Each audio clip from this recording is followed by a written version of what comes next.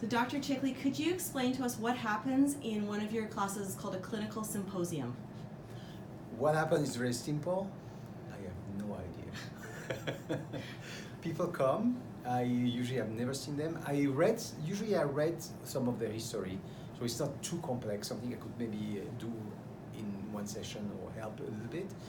Months before, and then they come in your order. I don't organize it, and I just ask them again what they come for, and I just treat them. So I just try to be as natural, as real, as clinical as possible.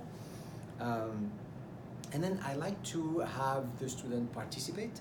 So I show them, I try to explain as much as possible what I am doing, why and how, my assessment mechanism, my treatment.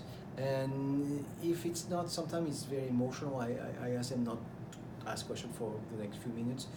But usually I ask them to come and feel that, that fascia like this, that viscera, that brain, that lymphatic. So I make them feel a little bit what I'm doing, for a few minutes, and if the patient is okay, and then we just compare before and after, and we try to do it like this. And if I can help the people, it's good.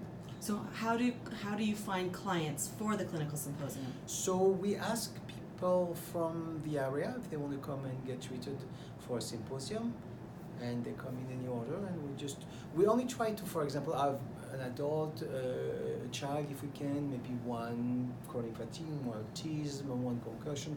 So whatever comes, a little bit of variety, and beside that, I totally forget who is who, and I'll just, people ask me what is the program. I don't know. We'll see together.